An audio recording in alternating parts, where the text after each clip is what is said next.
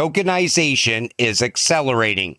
Only 3 days later, and we already hit $21 billion. That's $1 billion in 3 days. And this is only going to pick up more momentum from here. Nothing is going to stop tokenization. This comes from the National Cryptocurrency Association. When it comes to stablecoin rewards, Americans want the power to choose. New data shows nearly 4-to-1 public support for allowing stablecoin rewards and little appetite for government intervention to stop them. And you see it right here, 48%, more than 4 in 10 of Americans believe consumers should be allowed to earn rewards on stablecoins. Most people outside the crypto space don't even know what a stablecoin is. But if you sat down and explained it to them and then went on to tell them if they put all their money into a stablecoin, they can earn 4 or 5%, most people would do that in a heartbeat. People want new ways to earn just by holding an asset. And the checking and savings account is never going to make you rich. And then there's this. XRP just printed a $100 candle on Upbit. What the hell is happening here? Right now, nobody knows what caused this to happen. I see some people saying it was a glitch. Other people are saying something bigger is happening behind the scenes. When I know more, you will know more. But one thing I could tell you is you're going to wake up one morning and this is going to be the actual price of XRP. It is absolutely coming. And I always told you, even if it is a glitch, glitches lead to riches. I always said when we see those really high price points hit in those glitches in the past, I said that was most likely the banks testing XRP at different price points. But it's just speculation. But it happens for XRP all the time. Something bigger happens with this cryptocurrency all the time. We've secured our preliminary electronic money institution license approval from Luxembourg's commission. So it looks like Ripple got another license. This is a pivotal step towards scaling Ripple payments across the EU, bringing institutional-grade digital asset infrastructure to the region. The momentum is global. 75 plus licenses and registrations worldwide. $95 billion plus in volume processed to date, reaching 90% of daily FX markets. So we already know Ripple captured the UK. Now it looks like they're capturing the EU as well. And Smoke said this, Luxembourg's central bank has openly discussed the integration of XRP. Central banks to have discussed the integration of Ripple and XRP include France, Indonesia, Luxembourg, Switzerland, Brazil, England, and many more. We see rails that Ripple created all around the world. Those money transmitter license, that's what XRP is going to be running on in the future. Vincent Van Code is arguing that institutional barriers to holding and using XRP have largely shifted from market structure to plumbing, claiming Ripple has spent 2025 to 2026 assembling an institutional stack for custody, treasury, and payments. So Ripple assembles the XRP Wall Street kit.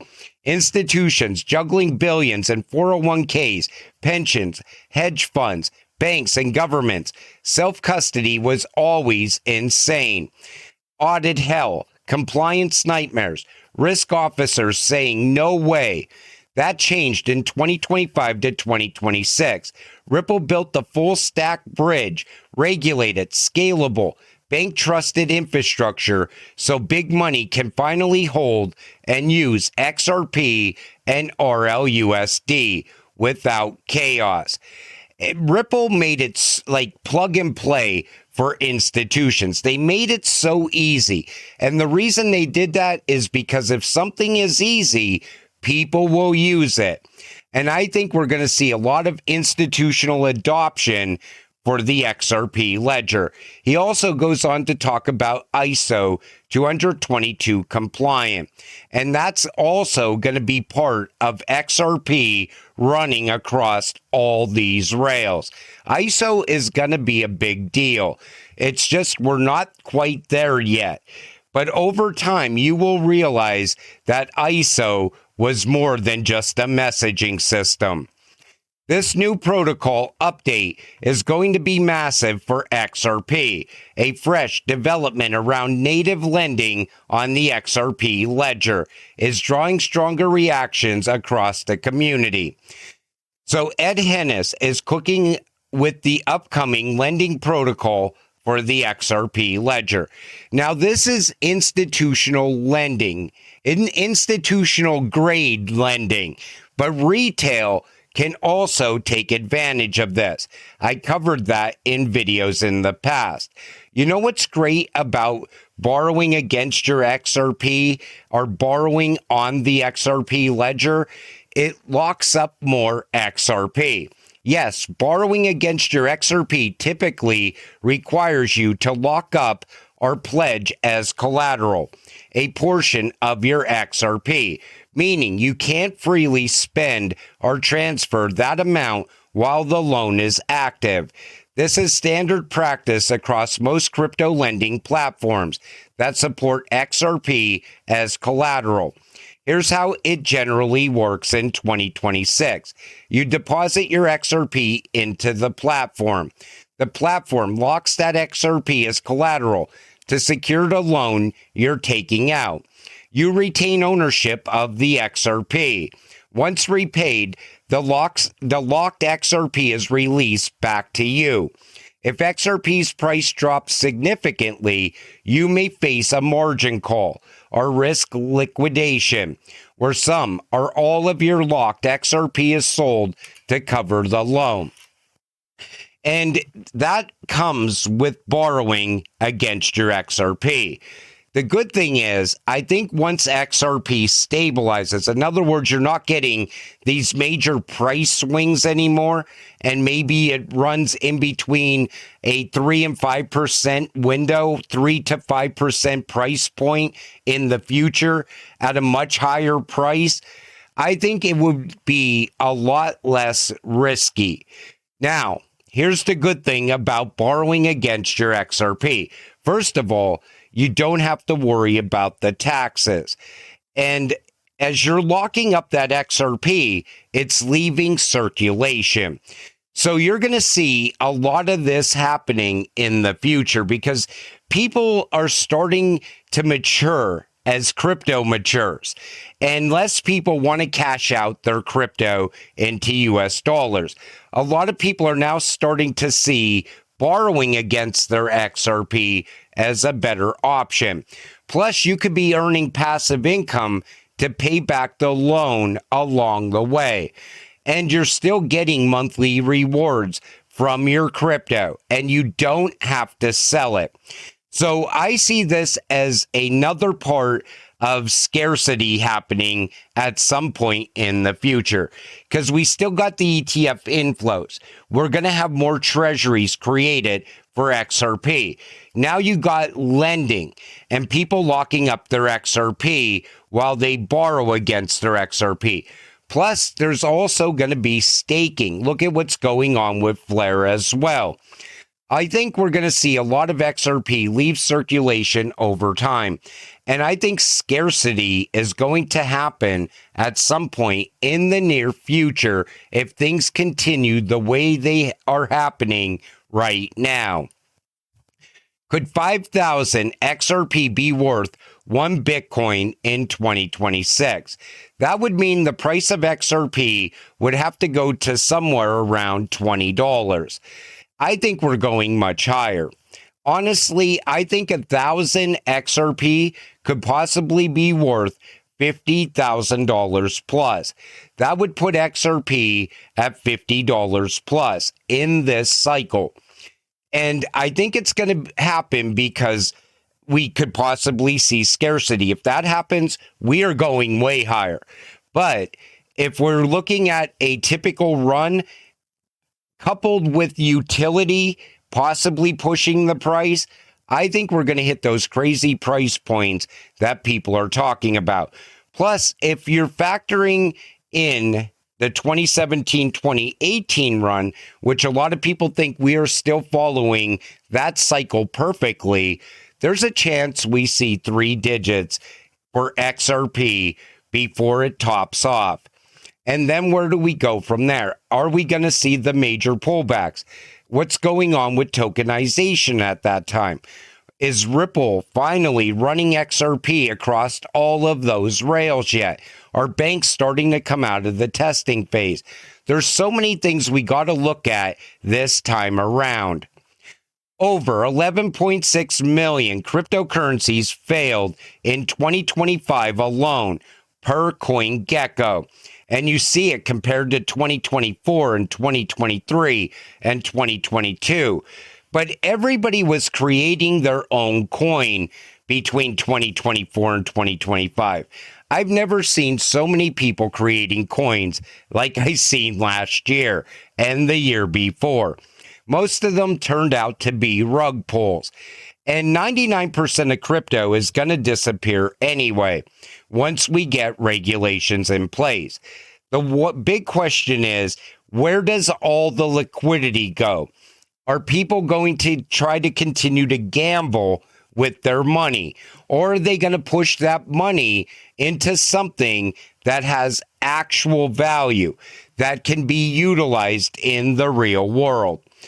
I think as we start seeing coin after coin dropping one after another after regulations, I think it could possibly be a quick black swan type event, because a lot of people are going to lose a lot of money when that happens. It could pull down the rest of the market with it for a short period of time. But then quickly after that, I think we're going to see anything with utility really start to skyrocket. Just in, Ripple Labs has a total of 39 patents globally, out of which 18 have been granted. Of these 39 patents, more than 62 patents are active. So here's Ripple Labs' patent innovation roadmap. And this could give us a better idea on what's going to happen between 2026 to 2030. So you see, 2025 to 2026, instant cross-border settlement via trusted node subnetworks, obscured routing protocol, smart liquidity models, multi-asset transfer, including tokenized assets on a consensus ledger. That one's going to be big. Resource path monitoring system for ledger and exchange fail state detection. Now, 2027 to 2028, interledger protocol. That's going to be massive. That's where people start to get paid every hour, every minute. All the friction is gone. On-chain identity and compliance layers with zero-knowledge proofs. Decentralized finance orchestration modules for regulated institutions. Tokenized credit and asset class issuance built into payment rails. Edge computing ledger nodes for high-volume regional settlement hubs. Then you see 2029 to 2030, central bank digital currency. Now, here's why I think a lot of this can happen much quicker, because the central banks are now speeding things up. You see how quick they're trying to release the digital euro right now.